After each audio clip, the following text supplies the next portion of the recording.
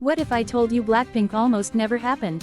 Not because they weren't talented enough, but because of a ring on a finger, a rejected offer from a rival label, and a debut that got pushed back not once, but for 3 straight years.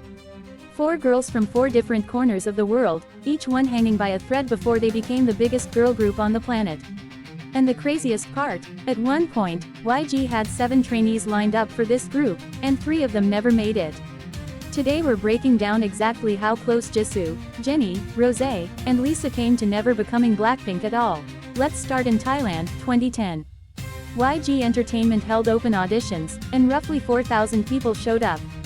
Just one made the cut. That was Lisa, a teenage dancer with 0 connections in the K-pop industry and not a single word of Korean in her vocabulary. She became YG's first ever foreign trainee, and when she landed in Seoul in 2011, she couldn't even order food on her own.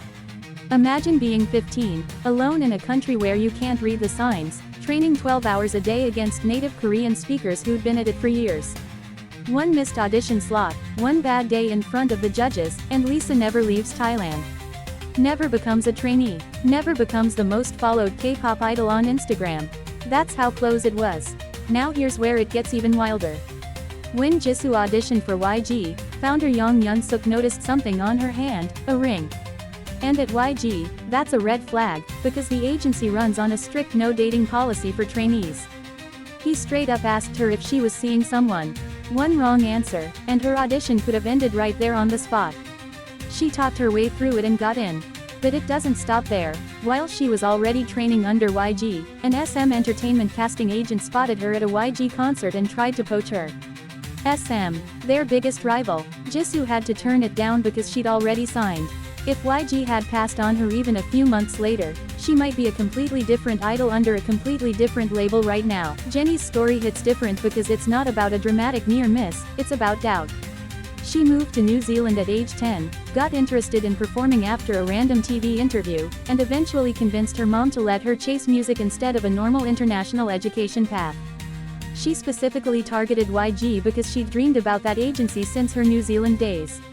But here's the twist. Years into training, Jennie later admitted on the show Knowing Bros that she genuinely didn't believe she would ever debut.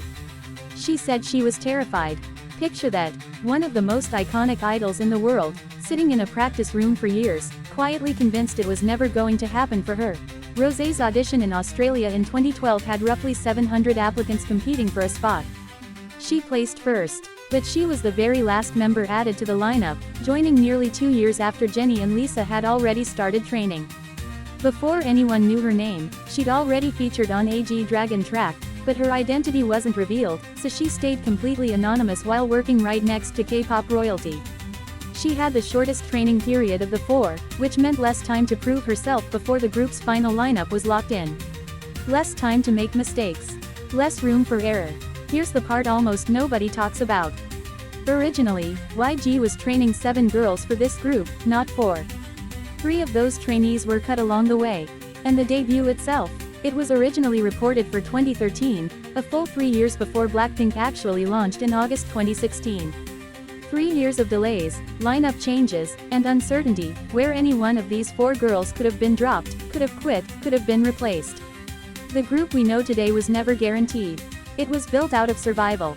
So next time you watch Jisoo, Jennie, Rosé, and Lisa dominate a stage, remember, one ring, one rival offer, one round of self-doubt, or one more year of delay, and none of it happens. If this blew your mind, smash that like button and subscribe for more untold K-pop origin stories. Comment below, which member's journey surprised you the most?